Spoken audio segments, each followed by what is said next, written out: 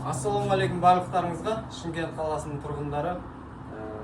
Бізге Hyundai Elantra автокөлігі кондиционеріне обслуживанияға келіп тұр.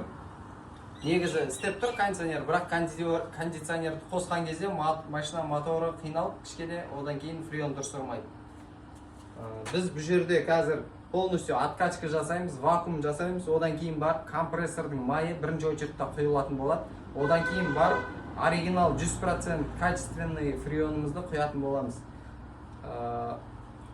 Одан кейін мен сіздерге совет етем, осындай полноценный автоматический аппаратпен құю керек. Неге десеңіздер, қазір көп жерде арзан, одан кейін андай бачокпен, таразбен құяды.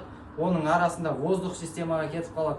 Системаға воздух кететін болса, циркуляция дұрыс болмайды, одан кейін кондиционер дұрыс ұрмайтын болады. Сол үшін осындай аппаратпен істесеңіздер, бұның арасында ешқандай воздух қалмайды.